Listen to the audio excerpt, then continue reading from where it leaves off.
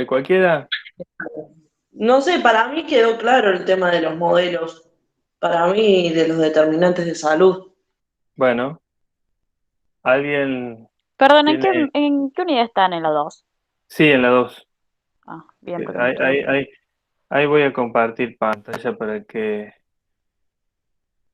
una ventana, acá, compartir. Ahí está. Estamos ahí en realidad los modelos de salud están en la página 15. Ahí está entrando alguien más. Gaspar. Bueno, como les decía, estamos ahí en los modelos de salud en la página 15, que comienza con el modelo biomédico de salud, luego sigue el modelo psicosocial o biopsicosocial también se le dice, y luego sigue con los determinantes de la salud, que hasta ahí habíamos llegado. Bueno, arrancamos con los determinantes de la salud. Si alguien tiene alguna duda, alguna pregunta, está a tiempo de hacerla. Eh, la cuestión es que dentro del modelo biopsicosocial, fíjense que hay una parte donde dice que, bueno, así, a diferencia, digamos, del modelo biomédico, este paradigma va a plantear que la salud está determinada, causada o producida por muchas causas. ¿Mm? Que tienen que ver con factores no solamente biológicos, sino históricos, sociales, culturales y también subjetivos. Es decir, lo subjetivo sería eso que es lo más particular de cada persona, que no se repite en otra, ¿no? Entonces, vamos desde cosas que todos tenemos en común, como puede ser nuestro organismo. Todos tenemos más o menos un mismo organismo, es decir, tenemos los mismos órganos, tenemos la misma cantidad de células, etcétera, que es lo que más se comparte. Y luego está también otro aspecto de la salud, que es el que eh, más particular de cada uno, que es lo que yo creo que les decía la otra vez. Digamos, hay cosas de la salud que son muy propias de cada uno. Un ejemplo puede ser el tema de la percepción del dolor, que, bueno, ya hay muchos estudios que demuestran que el dolor no se siente igual según qué persona. Es algo muy, muy subjetivo. Es un ejemplo, ¿no? Dentro del campo de la salud, de cómo puede ser tan subjetivo un fenómeno como el dolor. Eh, bueno, esto de que la salud no es un estado sino un proceso, bueno, eso lo vamos a dar por explicado. Vamos a ir a los determinantes de salud. Debido, ¿no es cierto?, a que la salud para este modelo tiene muchas causas, Landone, que es este señor acá que aparece en el texto, en su informe A New Perspective on Health of Canadians, dice que podemos, a toda esa gran cantidad de determinantes, podemos agruparlos en estos cuatro grupos. La parte del grupo de los determinantes que corresponden a la biología humana, los determinantes que corresponden al medio ambiente, tanto físico como social, los determinantes que se agrupan en el estilo de vida y los determinantes que se agrupan en el sistema sanitario, el sistema de salud, el sistema de asistencia a la salud. Si ustedes pueden ver, en el primer grupo tenemos lo biológico, en el segundo tenemos lo social, en el tercero tenemos más lo psicológico o subjetivo, y en el cuarto tenemos el sistema de salud, digamos. Porque este último grupo, digamos, es el más nuevo que se ha agregado, ¿no?, al estudio de la salud. No sé si ustedes seguramente han visto los niveles de atención en salud, que son la prevención, la asistencia y la rehabilitación. No sé, depende qué autor los nombra con, con- con distintos nombres, pero son 3 niveles, básicamente. Algunos autores los subdividen a cada uno de esos niveles. No sé, ¿cómo lo vieron ustedes a esto? Como atención primaria, Mm, secundaria y terciaria. primaria, secundaria y terciaria. Bien. Bueno, este último grupo que yo estoy marcando ahí en la pantalla, que es del sistema de asistencia sanitaria, sería un cuarto nivel. Es decir, corresponde al estudio de la prevención cuaternaria, que se le suele decir. Porque, a ver, ¿se imaginan por qué? ¿De qué estamos hablando? ¿Qué podemos prevenir en ese nivel? Que la enfermedad que se trató y se rehabilitó en la tercera vuelva a surgir.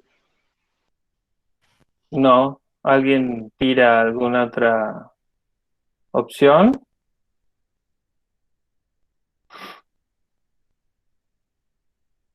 Digamos,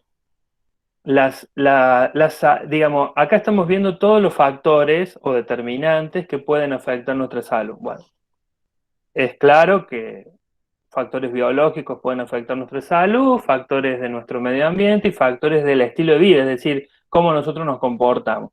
Hasta ahí está claro. Ahora, ¿cómo es que el sistema de salud puede afectar nuestra salud? Es una media contradicción lo que estoy diciendo. ¿Cómo es que el sistema de salud, que supuestamente es para atendernos, nos puede afectar negativamente? Por los virus que se encuentran en el lugar. Exactamente. Axel también plantea el tema de la calidad. Exactamente. El tema ese, Sergio, es un ejemplo clásico de cómo, digamos, el sistema de salud nos puede afectar. El virus intrahospitalario, que se le llama. Digamos, eso sería un factor biológico. Bueno, Axel, está bien, tu aporte es escrito. Digamos, Axel planteaba lo de la calidad, que sí, que tiene que ver con eso, ¿no? Con una mala calidad de la atención, que no solamente tiene que ver con las condiciones físicas del lugar, digamos, de las condiciones edilicias, también tiene que ver con esto de la falta de higiene, pero también tiene que ver con el trato de los profesionales. Porque en realidad, digamos, en el modelo biomédico, que es el modelo anterior, nosotros no nos fijamos mucho en el trato. No se estudia el trato o el vínculo con el paciente. En este modelo biopsicosocial sí se tiene muy en cuenta. ¿Y por qué? Porque se sabe o se asume que el vínculo con el paciente puede ser perjudicial si no se lo maneja bien, como debe ser. De esto ha surgido, por ejemplo, otro término que es la violencia médica, que se le suele decir, o no sé si han escuchado de la violencia obstétrica. ¿Lo han escuchado ese término? Sí. Bien. Digamos, todo aquel ejercicio de la salud que lleva o encubre una violencia, un maltrato, o una mala praxis también. Eh, entonces, digamos, a la hora de prevenir, se lo incorpora a este grupo de determinantes. ¿Qué tipo de sistema de salud tiene la gente? Y si ese sistema de salud eh, funciona para mejorar la salud de la gente o para arruinársela. Eh, ¿Han tenido Sí, yo experiencia? creo Sí, mucho también lo psicológico, porque si vos, por ejemplo, vas a un centro de salud en el que sos mal atendido en cuanto a lo verbal, tal vez que, o sea, te atienden mal, por ahí nunca más vas a querer volver a un centro de salud y estás poniendo en riesgo tu vida. exactamente. Sí, sí, es así. Digamos que el sistema te ahuyenta o te expulsa. Este, digamos, cuando uno tiene que hacer tanta burocracia para conseguir una atención, que tenés que ir de acá para allá, o que tenés que sacar un turno y te lo dan a 40 60 días, y que cuando se acerca el turno te lo cambian, te lo posponen o te lo cancelan, o largas horas de espera dentro del lugar. Bueno, Leila, vos levantaste la mano o fue sin querer. No, no fue queriendo. Le quería decir si eso también nos llevaba que lo habíamos visto el año pasado en salud pública cuando decimos que el sistema de salud está fragmentado y como que en algunos casos hay mejor atención que la otra, así como dice usted. Te dan un turno de acá tanto y si tuvieras una cobertura segura, mutual, digamos, es distinto, cosas así. Exactamente, digamos, la salud pública está fragmentada y eh, saturada, digamos. Pero por ahí la saturación no necesariamente tiene que ver con la cantidad de médicos o la cantidad de equipamiento que se tenga, porque por ahí es mucho lo que se tiene, pero está mal administrado. Eh, y la fragmentación, digamos, existe no solamente hacia el interior de una institución, como por ejemplo puede ser el hospital, sino que la fragmentación es entre los distintos niveles. Por ejemplo, Nacional, nosotros, provincial.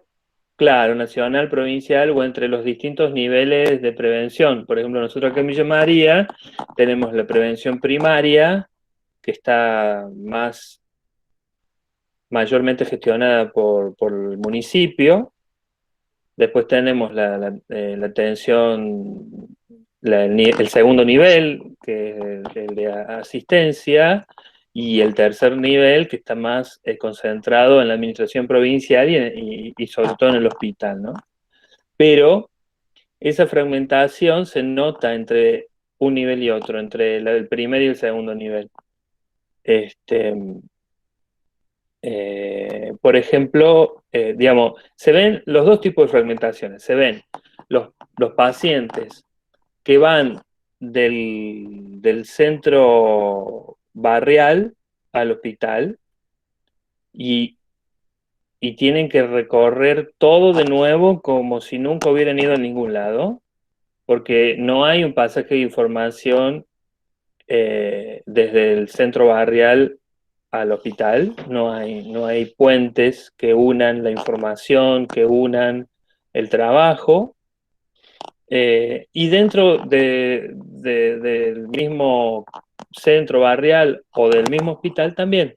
Digamos, por ejemplo, es muy común que pasa que un paciente, digamos, va una vez por un problema y luego cae la segunda vez y luego cae la tercera vez por el mismo problema y siempre lo ve gente distinta y no hay un buen seguimiento de una ficha o una historia clínica y siempre se lo atiende por primera vez y siempre se le hacen las mismas preguntas porque cada vez que va, por más que haya ido 5 veces en un mes, siempre es un desconocido.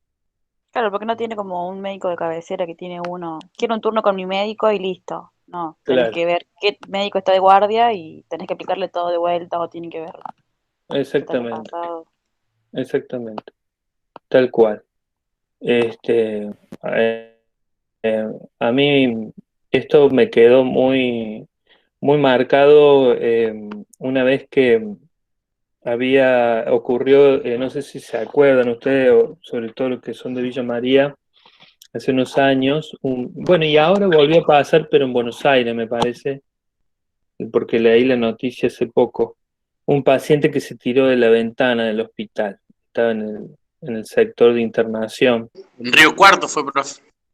Pero acá en Villa María también, en el hospital de Pero Villa acá en María el también. hospital también había pasado, se había Sí, tirado. El hospital nuevo, cuando recién estaba nuevo el hospital, se cayó. recién estaba nuevo el hospital. Sí, Eh, digamos, pero nunca supe por qué. O sea, claro, no, nunca era un alguien dijo. paciente que tenía problemas de salud mental, pero eh, estaba bien internado, porque bueno, ya lo vamos a ver el año que viene en la materia de salud mental. En realidad, los pacientes de salud mental tienen que estar en un hospital común. Eso es lo que dice la ley. Lo que pasa es que el hospital común tiene que estar preparado, equipado para eso. Hubo, ahí estuvo el primer problema, digamos, porque el lugar donde estaba esta persona no estaba preparada para un paciente de salud mental. Claro, había una ventana abierta, un balcón, lo que sea, Tal cual, tal cual. que tenía que estar. No puedes poner ahí un paciente con ideación suicida. Eh, Así como tampoco puede trabajar un personal de enfermería que no esté preparado para ese tipo de pacientes, que deja tijeras o cables a mano, digamos. Eh, eh, pero otro problema que pasó fue, eso me lo enteré yo en una jornada que hicimos en el hospital, donde se discutió el caso y se analizó qué había pasado, que ese paciente ya había estado 2 veces anteriormente en el hospital. Eh, y por problemas similares. En un caso por una intoxicación, una fuerte intoxicación por drogas, por cocaína, y la segunda oportunidad por un intento de suicidio. Y la tercera oportunidad por otro intento de suicidio. Y nadie, a ver, la última vez, que fue cuando se tiró y se mató, nadie estaba enterado de todo eso que había pasado en ese mismo hospital donde trabaja esa gente. Digamos, no, porque la información no circula, no hay un A sistema mi opinión homogéneo. pública, profe, perdón, a mi opinión pública, el hospital yo siempre de que está hecho lo vi demasiado grande y muy vacío. Claro. Viste que querés ir al paso, querés ir a un lugar y tenés que hacer 2 pasillos, un ascensor y así, y Sí, querés preguntarle algo a alguien y no encontrás a nadie, tenés que irte hasta una guardia o golpear una sí. puerta y decir a alguien que me atienda, no encontrás a A mí nadie. me pasó lo mismo. Me ha tocado ir para entrevistarme con colegas que trabajan ahí en el área de salud mental. Y fui, y no saben, debo haber estado media hora buscando el área de salud mental. Porque cuando entré al hospital, empecé a mirar los carteles, a ver, que me indicara dónde tenía que ir. En ningún lado decía salud mental. Eh, y empecé a preguntar y nadie me sabía explicar dónde estaba salud mental. Una persona me mandó a un lugar que nada que ver. Encima las distancias son bastante grandes, así que yo andaba de una punta a la otra. Y después encontré una persona conocida que me dijo, no, está en el área de pediatría, salud mental. Pero es como que tenés que ir descubriendo un acertijo, ¿no? Y cuando llegué al área de salud mental, en ningún lado dice salud mental. Recién cuando llegas, cuando te metes a la parte de pediatría, así que están todas las puertas de los consultorios, en los últimos 3 puertas, ahí dice salud mental. Pero hay que saber. Y ahí me empecé a acordar de todos los libros que dicen que la salud tiene que ser accesible, que tenemos que trabajar para que cada vez haya menos barreras de acceso a la salud. Todo al revés, digamos. Pareciera como que está todo escrito en los libros, pero en la práctica no ocurre. Y eso que es un hospital nuevo, porque podrían decir, bueno, si en un hospital viejo, ese fue un hospital pensado cuando se construyó para otro modelo de salud, más biomédico, donde digamos, el paciente es poco o nada tenido en cuenta, la información la tiene el que sabe, que es el médico o el profesional, y el paciente solamente debe obedecer, pero estamos en el año 2020, 2021 y estamos en una construcción que fue hecha supuestamente en un nuevo paradigma y sin embargo siguen ocurriendo estas cosas. Entonces, digamos, sí, No, que otra cosa diferente, que por ejemplo acá pasa que el hospital es chico, pero no tiene esas áreas así divididas, pero cuando vos estás, por ejemplo, internado, tienen todo el equipo de salud para atenderte, pero cada vez que cambia una guardia te vuelven a preguntar 25 veces lo mismo, como que no se comunica, por ejemplo, una nutricionista con la otra. tal cual, la falta de comunicación y de trabajo en equipo. eh, Muchas veces también saben lo que pasa, la información está porque se registra, vieron que uno de Pero no las... la leen. Pero nadie la lee. Nadie lo lee, Son sí. cómodos. Porque acá, por ejemplo, viene una médica de guardia y el lunes cuando cambia esa guardia, pero viene los fines de semana nomás, el lunes cuando viene otro médico te vuelve a preguntar por qué estás ahí, qué sentís, todo. Ay, Dios mío, es un desgaste y las pacientes piensan que los toman por tonto o que no les importa nada, ¿viste? A los profesionales. No se les cruzan muchas cosas por la cabeza cuando le toca pasar por esas situaciones, ¿no? Es decir, que acá el tema, como hablábamos al principio de esta materia, el tema del cuidado del otro, no solamente físico, sino también emocional, espiritual, ni existe acá. Este, por eso, digamos, podríamos decir que sigue estando el modelo biomédico fuertemente arraigado y muy presente en la práctica, ¿no? En los libros, todos adhieren al nuevo paradigma biopsicosocial, pero en la práctica se ve mucho más el modelo biomédico, que es un modelo impersonal, donde no sabes con quién estás tratando, que a vos lo que te interesa es el órgano afectado, y entonces no tenés ningún vínculo, ni es interés del profesional o del sistema un cuidado integral. Eh, Bien, siguiendo con el texto, ¿no? Bueno, vamos a ver si podemos ver un videíto, si yo se los puedo reproducir y si ustedes lo pueden ver. Todo va a depender de la señal del, todo va a depender del internet que tengamos todos. Dejar de compartir y ahí les voy a compartir un videíto que el enlace está en el mismo material, lo estoy abriendo desde ahí. Eh, Aquí, ventana.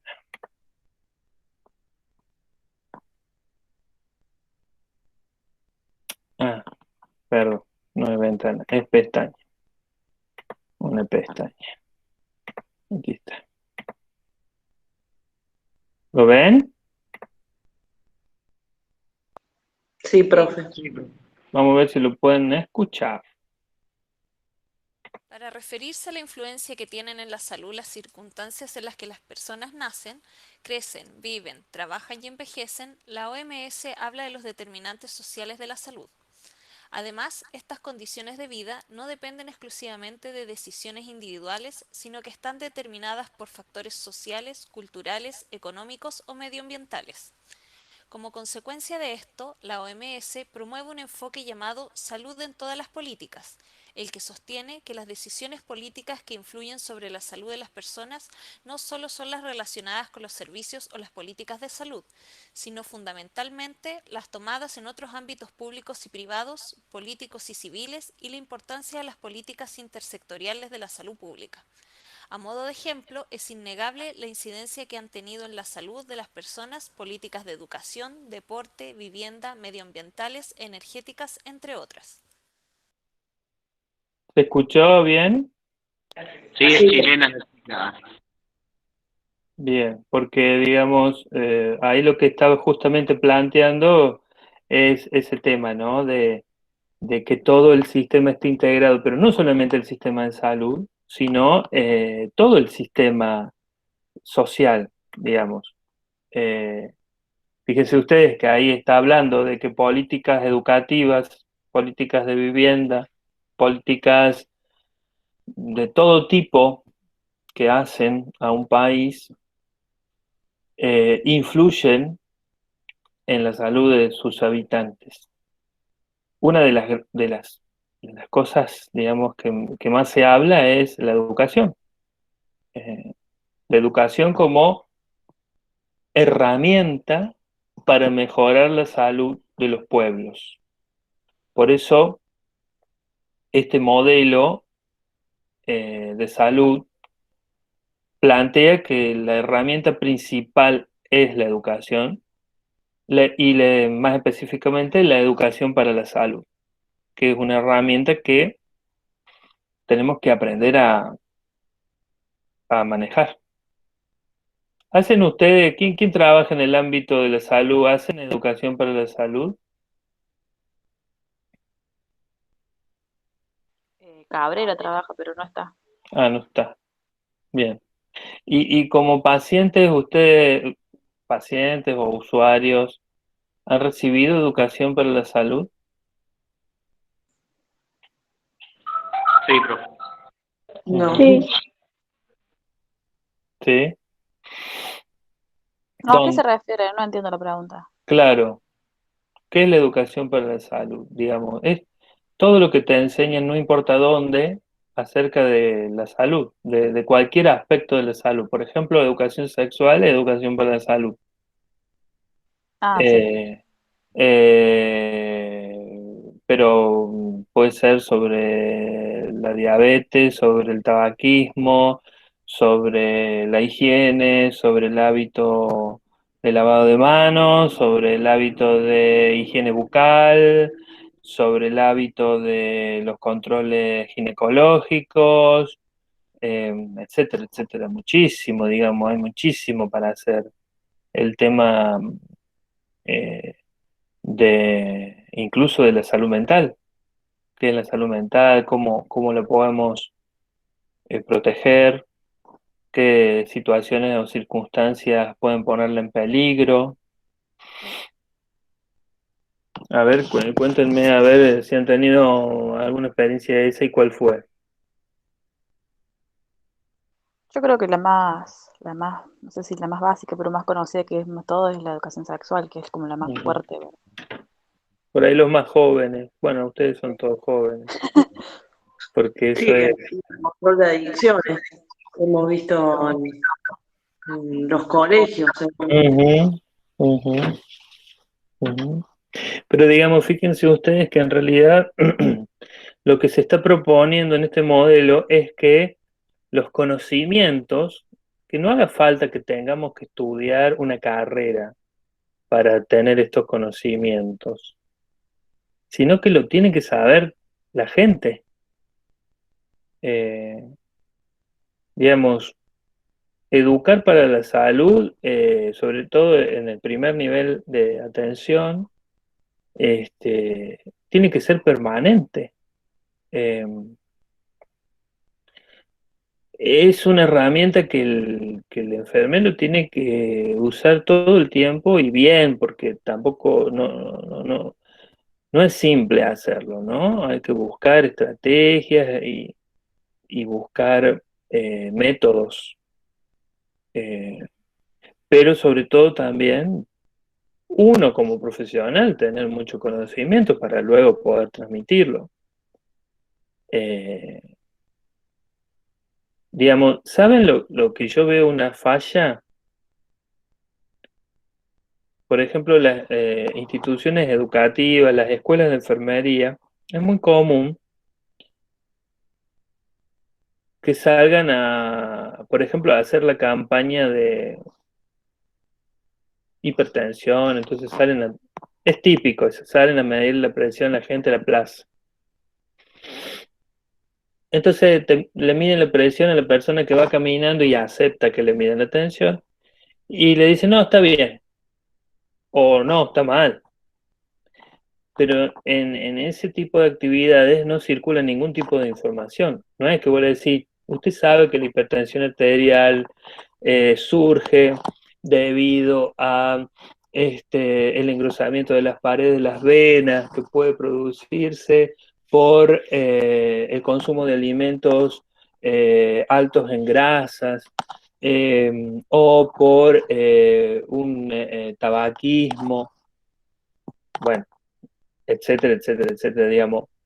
Ahí realmente uno estaría haciendo educación para la salud, porque está explicando cómo es el mecanismo de la enfermedad.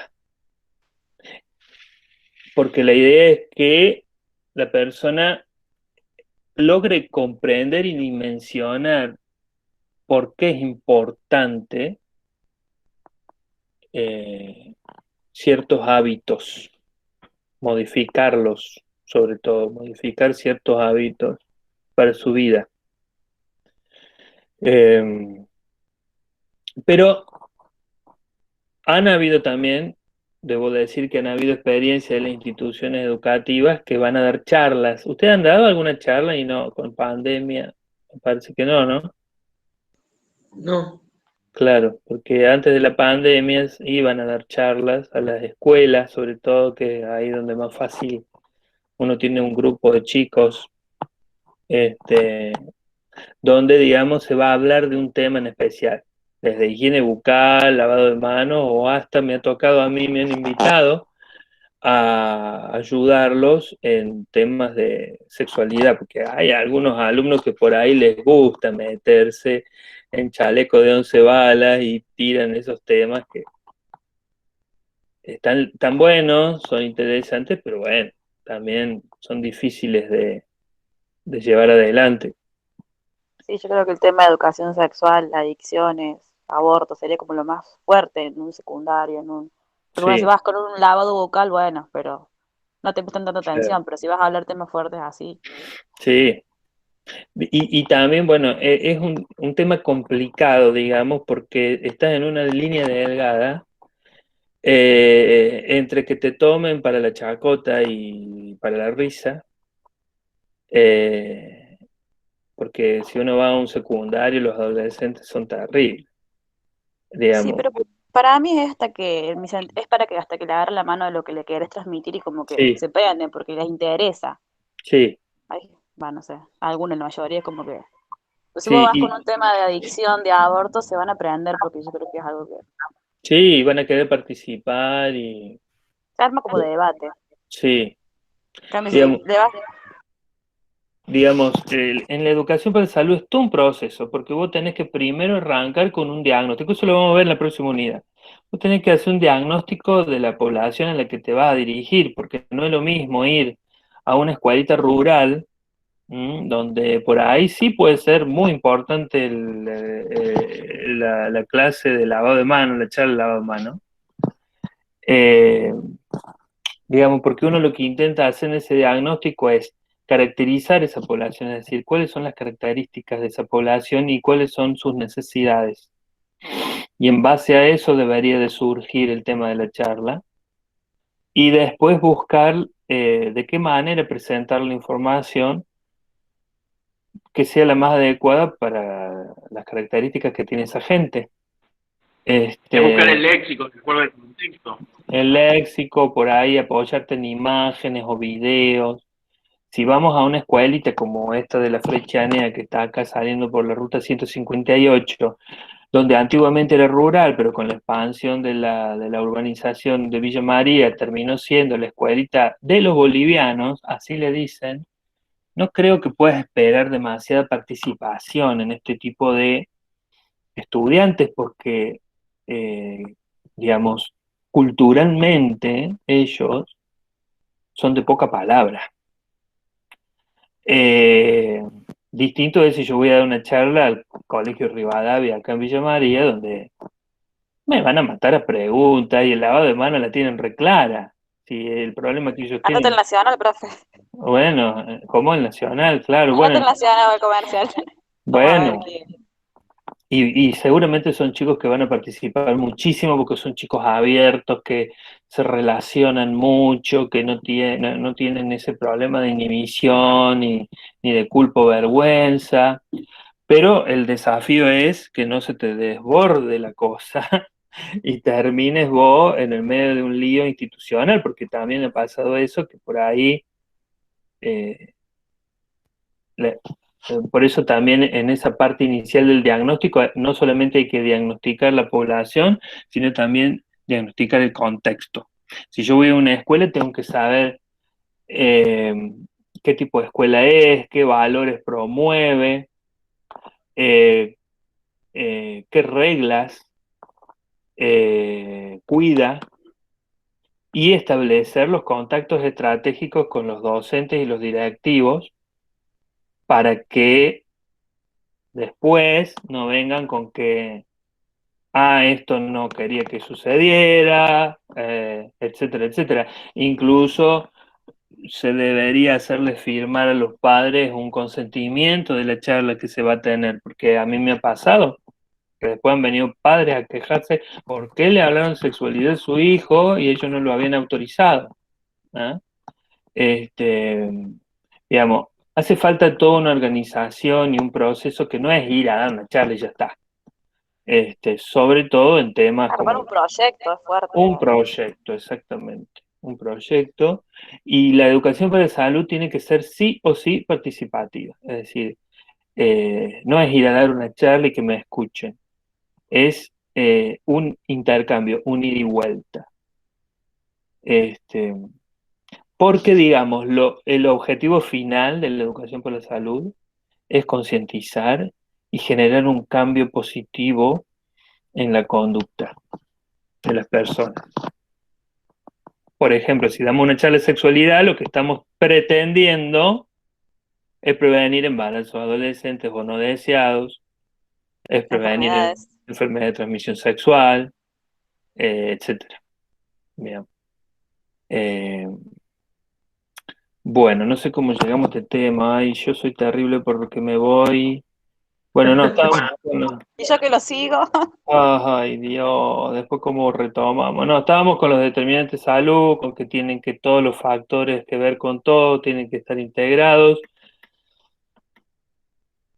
Eh, bien.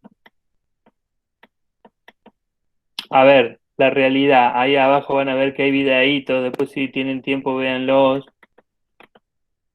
Hay una terrible desigualdad en salud, la salud pública en Argentina. También. Porque era ¿Cómo? una cosa que quería decir al principio y también se olvidó porque ya empezamos a hablar de otra cosa, que en cuanto a la desigualdad en la educación para la salud, porque lo puedo decir yo acá en el pueblo este, que he ido a un colegio público, más que todo la mayoría, porque antes era de varones y ahora es mixto y no se recibió tanta educación para la salud y mi hija, que tengo la suerte de poder llevarla a un colegio privado, desde Salita de 4, que está ahora, tiene educación para la salud. Qué bueno. Bueno, eso como que va cambiando para mejor, ¿no? Yo recuerdo que yo cuando yo fui a la primaria en los años 90, principios de los 90, nos pasaron un videíto que viejo, que por ahí sigue estando en YouTube, que se llama ¿De dónde venimos? Eran dos videos que venían en los cassettes esos grandes de la videograbadora, y las maestras lo ponían y se iban a tomar mate. Digamos, esa era la educación para la salud que hacían. Nos pasaban un video. ¿Qué entendíamos nosotros de eso? Si lo entendíamos, lo entendíamos bien o mal, ya era problema nuestro. Digamos, eso no es educación para la salud. No hubo debate, no hubo intercambio, no hubo espacio para preguntas, nada. Sí, obviamente estábamos con los ojos todos así porque veíamos cosas o escuchábamos cosas que, si bien era todo dibujito animado, no era nada de personas reales, pero que en casa no se hablaba. Entonces, bueno, era muy llamativo, pero digamos, no hubo una buena actividad que permitiera el intercambio y el debate. Eh, A mí no me dejaban, a mí no me dejaban saber nada de educación sexual, no me decían claro, nada. Y bueno, terminé embarazada, pero sí. no me dejaban, a mí no me dejaban tener, no me firmaban el permiso para educación sexual en sexto grado, no me dejaban en tercer año que tenía las charlas. Después no me decían en mi casa. Estaba ahí, bueno. Bueno, viste, esa es una creencia muy fuerte, una creencia No, errónea. no le he hecho la culpa a la educación sexual, pero te quiero decir que No, sí, sí, la falta que hace la educación sexual. sí. Digamos, hay una creencia, sobre todo en los padres que son de otras generaciones, de que si le damos educación sexual a los niños o a los adolescentes, luego lo primero que van a ir a hacer es eso. Digamos, hay No, una, yo si lo hubiera recibido, a lo mejor hubiera sabido, claro, pero pero digamos, nunca, la educación sexual no es solamente,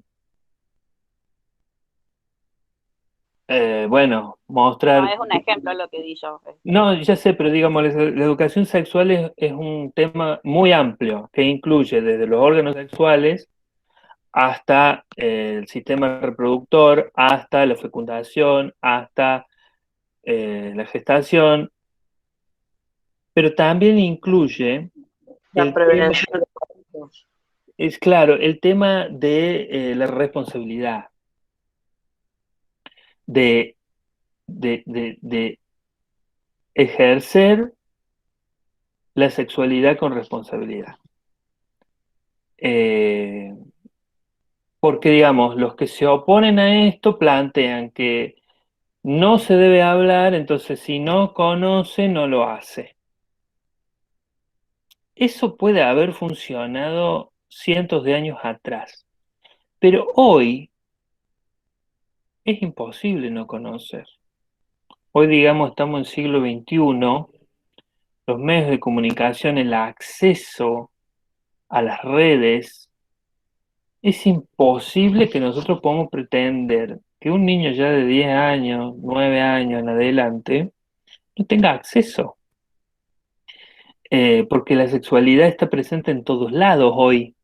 No hace falta mirar pornografía. Vos mirás Tinelli, mirás un programa de las 12 del mediodía y hay sexualidad. Sí, Eh, aparte ahora es otra cosa. Ahora mi hija va a sala de 4 y tiene educación sexual, o sea. claro, Antes en sexto grado a mí no me permitían y ahora en sala de 4 ya directamente tienen, no es que te claro. avisan que te van a incorporar, pero lo tiene. Sí, sí, porque ya ahora es una ley, digamos, y Claro, no te podés Sí, negar. que terminé el secundario hace poco, en 2019, teníamos una charla al año. Claro, Y mi hija también, como la hija de Leila, está en jardín de infantes, sale de 4 y tiene clases de educación sexual. claro. Obviamente es un tema apropiado para su edad, pero tiene. En realidad, digamos, la ley pretende ir mucho más allá, pero bueno, siempre por algo se comienza. Digamos, por el momento lo que se ve es clases de educación sexual, pero lo que dice la ley es que la educación sexual no tiene que ser una clase, una materia, sino que tiene que estar en todas las materias. Entonces la profe, cuando te hace el cálculo de la matemática, en vez de poner, como me ponían a mí, el fixture del mundial para sacar cálculos y probabilidades, tendría que poner, sacar cuentas de cálculo y probabilidad de quedar embarazado. Digamos, tendría que ser lo que se llama un contenido transversal, es decir, que atraviesa todas las materias convencionales. Pero bueno, seguramente vamos a llegar a eso algún día, porque todo va evolucionando. Eh,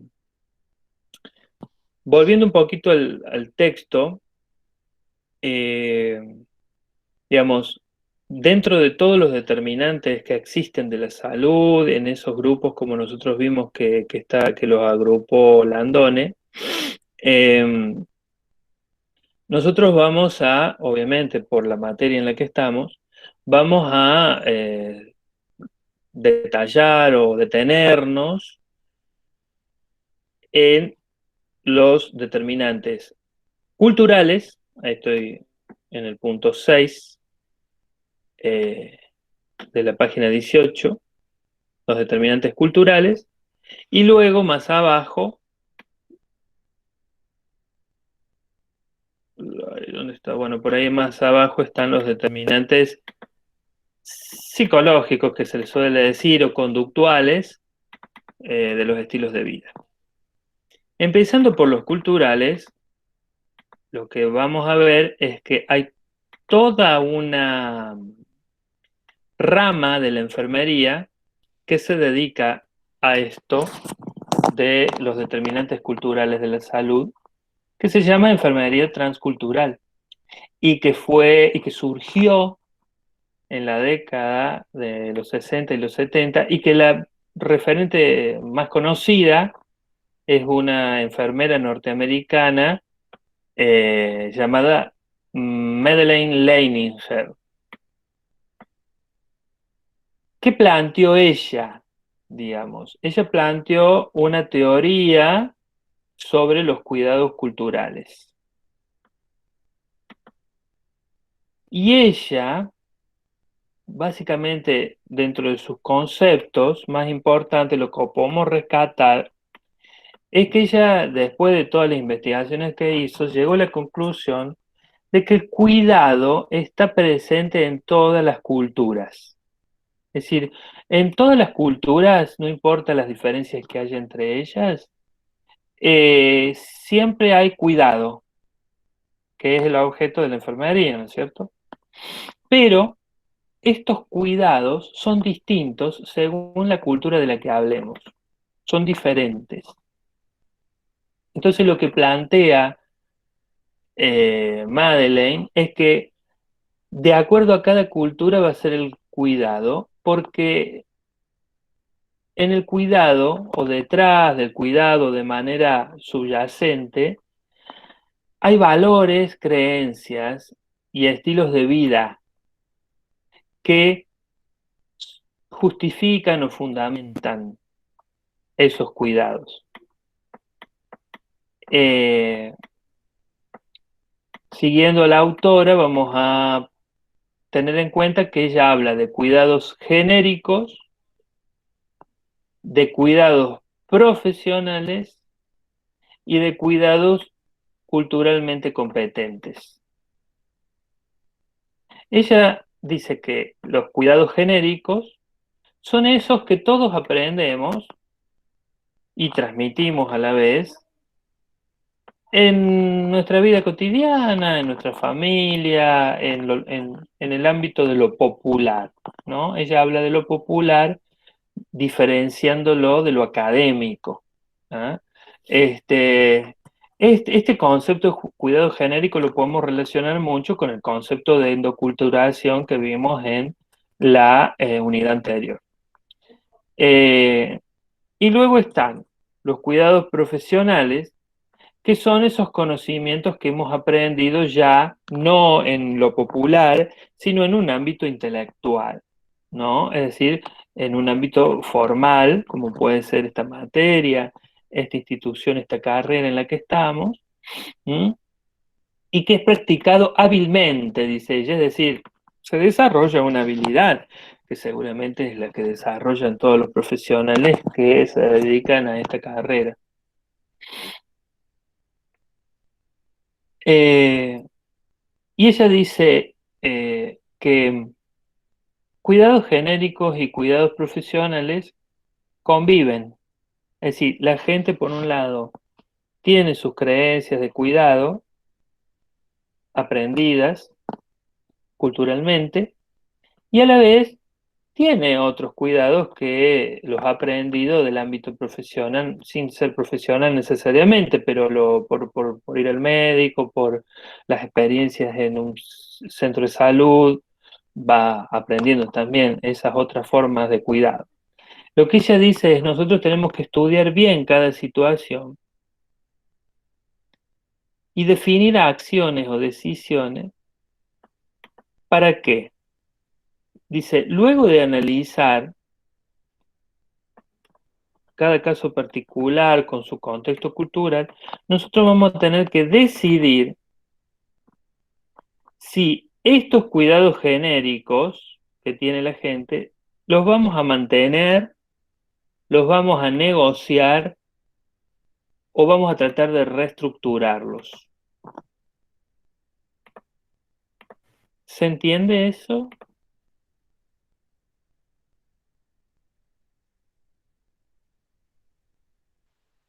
Sí, profe. A ver un ejemplo. ¿Se les ocurre algún ejemplo? Un ejemplo práctico. No se me ocurre ninguno ahora.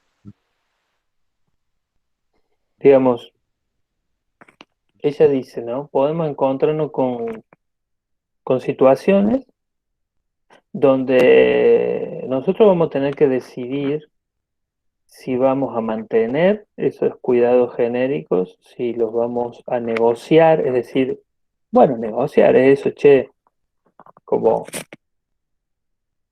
eso, yo te ofrezco algo, vos me ofreces otra cosa, ¿no? Como un trueque, o si los vamos a tratar de reestructurar, es decir, cambiarlos definitivamente.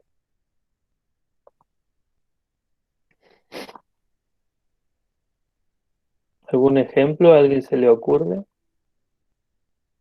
Nosotros supimos hablar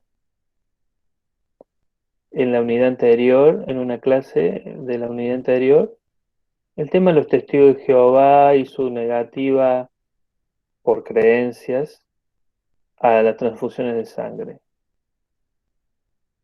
¿Se acuerdan? Profe, ¿y otro puede ser el aborto? Oh, claro que sí. Claro que sí.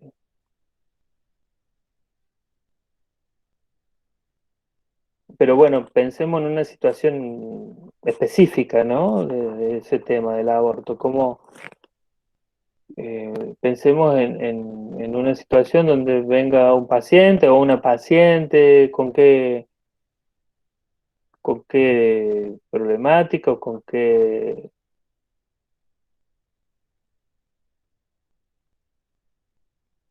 no sé, se me ocurre, por ejemplo, que venga y se presente porque quiere abortar. ¿Qué deberíamos hacer? Mantener. Primero informar. Mm, Primero saber, informarle de que hasta qué semana de periodo de embarazo puede llegar a darse ese aborto, de que puede haber consecuencias a futuro. Nada, primero informar y estar seguro uno como profesional de que realmente quiere el aborto o es simplemente un hecho de no querer ser padre, sin saber las consecuencias que eso puede traer. Siempre tratando de guiar. bien. Pero suponte que vos informaste como debías y la persona te dice, sí, muy bien, entendí todo, quiero abortar. Si le pones todas las posibilidades posibles y ella te dice que sí, entonces vos ya hiciste lo que pudiste hacer, ya le Y si está informaste. dentro de los parámetros legales y las semanas que se Claro, deben cumplir, sí. Bien, Y el respetar lo que lugar ella decida. accede, porque tenemos, sí, pero tenemos clínicas y lugares en Villa María donde no se accede al aborto por más que sea una ley. Entonces, si claro. el lugar cumple con los requerimientos, sí, se accede o no. Y si no, debería ser la Se la responsabilidad. deriva si Sí, no, sí. al lugar que esté capacitado y que los profesionales lo ejerzan. Bien, pero ahí, digamos, en palabras de Leninger, lo que nosotros hacemos primeramente es informar, porque no estamos tratando de convencer, ojo con eso, porque estaríamos incurriendo en un delito, por eso digo, a partir No, de no, la, darle la información que ella exacto, de dice, informar, quiero abortar y no sabe si puede traer consecuencias, si no, porque exacto, informamos las implicancias de su decisión. Una vez que informamos, volvemos a preguntar sobre la decisión y si sigue manteniéndose. En palabras de Leninger, lo que nosotros hacemos es mantener ese cuidado genérico que nos plantea el paciente o la paciente, digamos. Es su cuidado genérico porque ella considera que así se va a cuidar su salud, porque estamos hablando que la salud es integral, no solamente física, digamos, pero también física, porque está yendo a un lugar que no es clandestino, que es legal, con profesionales competentes, en condiciones cuidadas, ¿no? Para justamente cuidar su salud. Sí, Leila. Pero he escuchado también yo que está la otra cara también, que una persona dice, va y dice quiero abortar y lo digo porque me han contado que fue así, que le pasó, que han dicho quiero abortar y no recibieron esa información porque, bueno, dijeron respetamos tu decisión, acá podés hacerlo y listo, no informaron las consecuencias o no, o sea, como por el simple hecho de decir, bueno, respetamos la decisión que vos quieras abortar y listo, te ayudamos, acá, Exactamente. podés ir acá, podés hacer esto. Exactamente, sí. No, no es lo ideal, Nadie digamos. le dijo, nadie le... De nuevo volvemos al mismo tema que hablamos antes, ¿no? Nadie informa, nadie comunica. Eh, digamos, la ley que se sancionó hace poco plantea que es tan importante eh, la información para la prevención como garantizar el derecho a interrumpir el embarazo. Eh, pero yo les planteo otro ejemplo, porque para pensar en otra posible salida, ¿no? O resolución de estas que plantea Leininger, ¿no? Eh, si viene una persona que hay que hacerle una transfusión de sangre y el familiar que está acompañándolo se niega a convalidar esa práctica. ¿Cómo deberíamos actuar desde un cuidado culturalmente competente que plantea Leininger? Acá les estoy haciendo una trampita en la pregunta, a ver si se dan cuenta. Es complicado Pero es porque si que el justamente paciente... Leininger habla de la cultura, o sea, uno tiene que respetar, si bien le das la información, Sí, pero también está dale, Leila. la prevención de la salud, digamos que vos sos personal de salud y tenés que priorizar su salud, y si por más que la cultura de ella, de él o de ella diga que no, porque no quiere recibir una transfusión de sangre, ahí también, no sé, profe, que si respetas la cultura o respetas el derecho a la vida, no sé cómo es. ¿Qué dice la ley? Sí, que se debe, o sea, cuidar la salud, La pero vida. también la ley dice que hay derechos humanos. Y si los derechos humanos de esa persona dicen que sus creencias son la no transfusión, no se puede practicar la transfusión, no se puede pasar por la decisión de una persona. Ahí lo que hay es un choque, una colisión de derechos. Ujú. ¿Y cuál vamos a Claro, como priorizar? ¿Qué se debería hacer? Yo la priorizaría la vida, salud. pero bueno, después vas en cana porque No, se no, debe, no sé, porque no hacer el respetas el derecho. informe, ¿Cómo, Sergio? que se debe hacer un informe a las autoridades para que sea la justicia la que decida de qué se va a hacer o no, si se prioriza la salud o la cultura de esta gente, de los Exactamente, que crean así. exactamente. Hay que judicializar, lamentablemente, porque eh, no tenemos nosotros las herramientas para decir cuál es el derecho que tiene más valor. Eh, dependerá, vieron cómo es la justicia en nuestro país, va a depender de la ideología de ese juez que le toque intervenir. Porque si quiere, si es su interés, eh, va a tener todas las justificaciones legales para imponerle la transfusión. Y negarle su derecho a la creencia, a la libertad de creencia, digamos, porque lamentablemente, digo yo, es mi opinión personal, lamentablemente en nuestro país todavía, bueno, eh, digamos, nuestras leyes, ¿no? No tienen el respeto cultural, digamos, su contenido no tiene una fuerte orientación al respeto de las diferencias culturales. O sea que la vida del paciente termina en lo que decía el juez, en según Sí, la decisión del juez. No Porque hay si a él le motivo. importa más lo cultural, digamos, o al revés, pero sí, digamos, digamos, ¿saben por qué digo esto de que nuestras leyes todavía les falta ayornarse a actualizarse un poco a esto del respeto por las diversidades culturales? Desde el momento, ya con una sola cosa se los digo, desde el momento en que la Constitución Nacional dice que la Argentina es católica, apostólica y romana.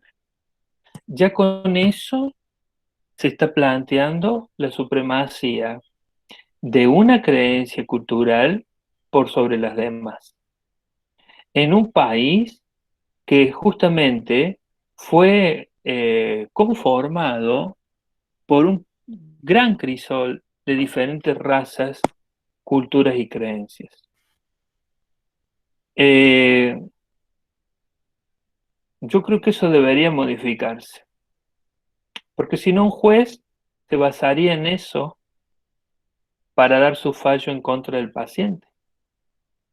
Decir, no, bueno, él puede tener la creencia que él diga, pero la Constitución plantea que nosotros creemos en el Dios católico y el Dios católico va a querer que se haga la transfusión, porque prima la vida por sobre la muerte. Entonces, digamos, ahí, en palabras de Leininger, habría un caso donde se va a reestructurar la creencia del paciente. Es decir, la palabra reestructuración es decir, de darle otra forma. Eso significa. Darle la forma que no es su forma original, sino darle la forma que uno considere que debe tener. Por eso digo, esto es interesante porque lo podemos analizar en distintos casos, con distintas opciones, ¿no? Donde ver cómo se manejaría cada caso. Me parece que están buenos estos planteamientos de Leninger para debatir y generar reflexión. Pero lo importante, digamos, es que desde la enfermería nosotros vamos siempre a tener nuestro interés en el cuidado cultural. Después si un juez decide otra cosa, bueno, ya escapa de nuestras manos, pero está bueno por lo menos que nosotros no nos pongamos en el lugar de ese juez, ¿no? Que nosotros tratemos de, hasta donde podamos, cuidar la cultura de nuestro paciente. Salvo que, como en este caso, ya se torne, cuidar la cultura de nuestro paciente se torne un delito o un potencial delito. Entonces, no, claro, no, tampoco vamos a ser kamikaze y arruinarnos nosotros la vida por mantener la cultura del paciente, porque nosotros también tenemos que cumplir con reglas y leyes, pero dentro de lo posible luchar por eso. Bien. Eh, esta perspectiva transcultural, digamos, lo que trae al análisis son las creencias de nuestros pacientes, porque todas prácticas de cuidado detrás tienen creencias. Eh, el tema de las creencias ha sido muy estudiada por Purnell y Paulanca. Ellos dicen que la creencia es algo que es aceptado como verdad, es decir, la persona considera que su creencia es verdad. Digamos, más allá de que los de afuera pueden pensar que no, que está equivocado, que no es cierto, La persona que tiene una creencia considera que esa es la verdad. Y generalmente las creencias son compartidas, no es de una sola persona, sino que es aceptado por el grupo cultural al que pertenece esa persona. Por ejemplo, la creencia de que los homosexuales son la degeneración de la especie humana sigue siendo una creencia tomada como absoluta verdad en muchos países del Medio Oriente y por lo tanto las prácticas que se tienen con esas personas son justamente la eliminación como forma de prevenir que se expanda la degeneración. Es decir, como sacar la manzana podrida del cajón, digamos, busca una Es un pensamiento prevención. etnocentrista. Bien endocentrista, bien, bien, pero digamos, ningún grupo cultural se salva de eso, ¿no? De ser etnocentrista. Justamente estábamos hablando recién de un juez que puede llegar a imponer la vida por sobre el deseo de muerte del paciente, y entonces ahí justamente estamos hablando de un juez que hace caer todo el peso etnocentrista de su cultura. Eh, digamos, todas las culturas tienen esta faceta etnocentrista. Eh, estos autores van a plantear tres tipos de creencias: la restrictiva, la prescriptiva y la tabú. ¿Mm? La restrictiva, bueno, lo dice la palabra, es una creencia que restringe, es decir, ¿de qué me tengo que restringir para tener salud? La prescriptiva justamente no es restringir, sino prescribir, es decir, ordena en el sentido de dar una orden. Este, ¿qué, qué deber tengo que cumplir para tener una buena salud? Eh, y las creencias tabú en realidad son muy parecidas a la restrictiva, porque en realidad tienen una parte donde te dicen no hagas esto, solamente que además de decirte no hagas esto, de imponerte una restricción, además explica cuál sería la consecuencia eh, de hacer lo que está prohibido. Es decir, hay todo un mito, una fábula, que son como historias, ¿no? Qué sé yo, como la historia de... eh, a ver, no lo quiero decir yo. A ver, ¿se le ocurren ejemplos de creencias restrictivas, prescriptivas o tabú? Sí, por ejemplo, cuando le dicen a las chicas que están menstruando que no se bañen porque se les va a cortar. Justamente eso estaba pensando, ¿no?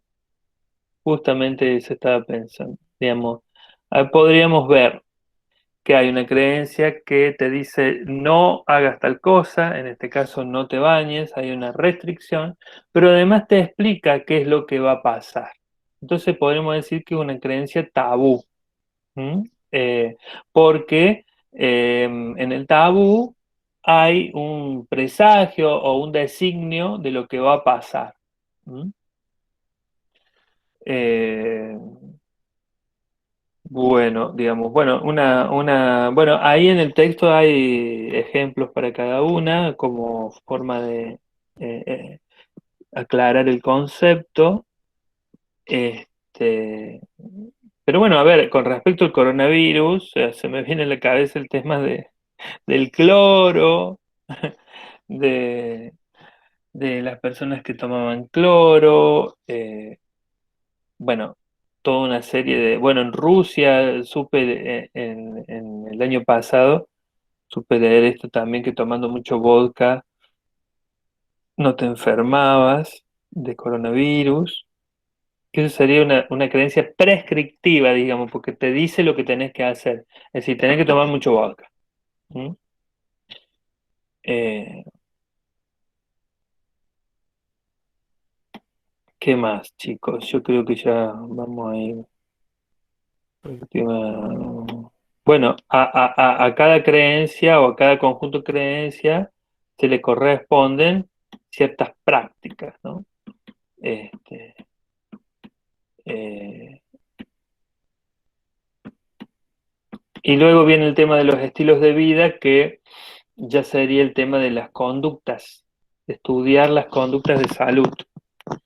Esto surge también en la década de los 70, ¿no? Estudiar cuáles son las conductas de salud de las personas y de los grupos humanos, y van a hablar de dos grupos de conductas: los inmunógenos conductuales y los patógenos conductuales. Es decir, los inmunógenos son todas esas conductas de salud que a mí me protegen y me mantienen en una buena salud, y los patógenos conductuales son todas esas conductas de salud que justamente me enferman o me vuelven propenso a, a que mi salud disminuya.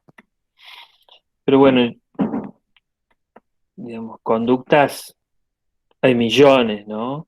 Este tipo de conductas, pero ahí más abajo se mencionan los principales inmunógenos, es decir, las conductas que nos protegen, este, como por ejemplo el ejercicio físico, la nutrición adecuada, mm,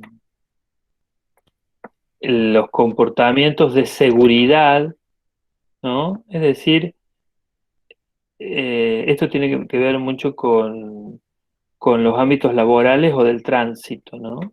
Si, si tengo conductas que tiendan a prevenir accidentes. El no consumo de drogas.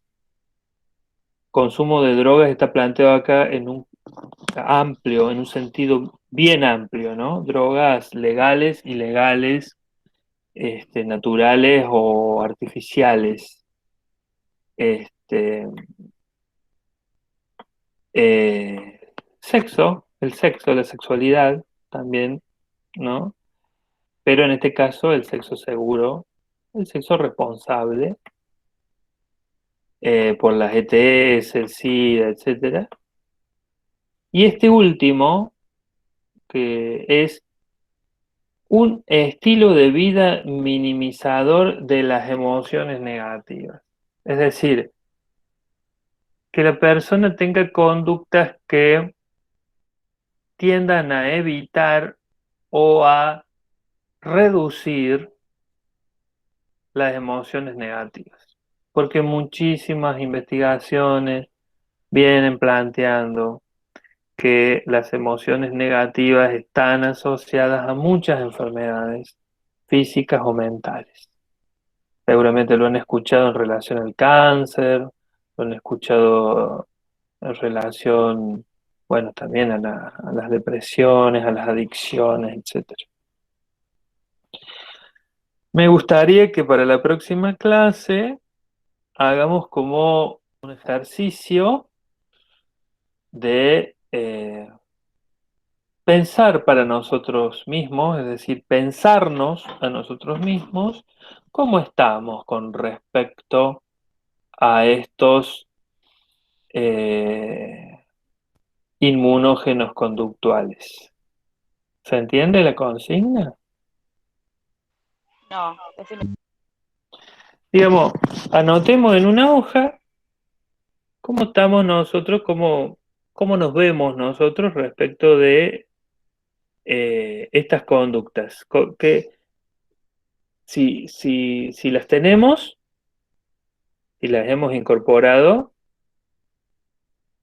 y con qué nivel de éxito. Es decir, si tenemos una buena nutrición, excelente, regular o mala, si tenemos un ejercicio de nuestra sexualidad seguro y responsable. Podremos poner así opciones: excelente, regular o mala. De última, después sacamos puntaje. Excelente puede valer 2 puntos, regular 1 punto y mala 0. Este, bueno, y seguir así con todos los otros ítems que están ahí en el material, ¿no? Si, si con respecto al último punto, si evitamos las emociones negativas, o por el contrario, no, nos reenganchamos y somos tóxicos, como se dice ahora. Digamos, porque todo eso va a definir un poco hacia dónde vamos, qué nos espera en nuestra salud. Leila, ¿ibas a decir algo? No, profe, no. Ah, bien. Digamos, porque como este ejercicio, digamos, es lo que uno tendría que hacer con todos los pacientes en el ámbito de la prevención, porque estos serían como predictores, es decir, ya desde ahora, por más que yo vea una persona sana, al menos desde lo aparente, yo ya puedo con estos datos ir anticipándome y saber qué puede pasar en el futuro de la salud de esta persona. Por ejemplo, hay muchas personas con respecto a esto de los comportamientos de seguridad, muchas personas que manejan re mal, que no se ponen casco, que pasan los semáforos en rojo, o con respecto al patrón este de consumo de droga, por ahí consume marihuana, consume cocaína, o consume mucho alcohol, o consume clonazepam, qué sé yo, sedantes, hipnóticos, bueno, digamos. Por eso quisiera saber en el caso de cada uno, porque eso es distinto según cada ¿Qué lo caso. tenemos de 1 a 5, profe?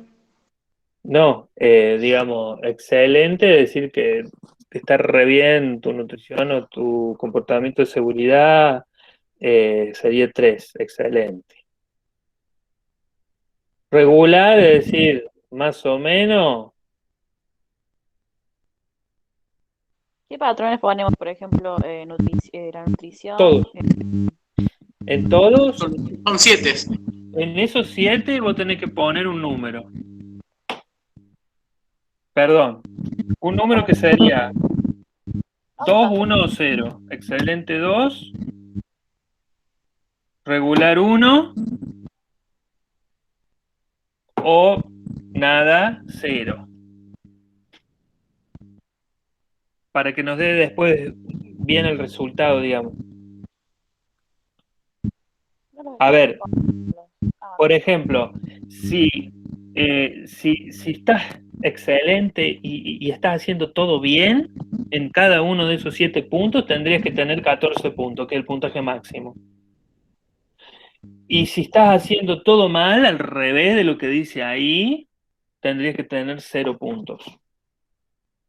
Entre 0 y 14 vamos a tratar de ver cómo estamos cada uno. Yo también me incluyo. Ya lo voy a hacer. Gley, está a partir de la página 23 en adelante. Los encontré, pasa que los buscaba como ítems abajo del otro y veo que están separados, o sea, cada uno tiene su explicación. Claro, han desarrollado uno después del otro. Por eso no encontré. Bueno, así después charlamos. Y vamos a ver por qué es tan flojo en alguno, en confianza, ¿no es cierto? Yo estoy floja en varios, me parece. Bueno, para eso estamos. Siempre, digamos, la instancia de reflexión es importante en este modelo de salud psicosocial, ¿no? La reflexión y la educación son como básicas. Tendríamos que estar todo el tiempo pelando estas herramientas con nosotros mismos y con nuestros pacientes. Bueno, ¿terminamos? Nos Bueno. vemos. A ver, no miré el WhatsApp si alguien puso algo nuevo. Antropología. tuvo una urgencia y se retiró. Ah, tuvo una urgencia. Bien. ¿Y Andrea? No, tengo que avisar, mandárselo a los profes y después se lo mando a Viviana. Eso es lo que me dijeron. Ah, bien, no es por el certificado, no. Bueno, nos vemos entonces el jueves que viene a las 19:30. ¿Mm? Buen fin de profe. Igualmente, buen fin de. Bueno. Buen fin de restricciones. Chao, profe. Hace bueno. Chao, chao. Sí. Chao, chao. Nos Chao, vemos, profe. Chao.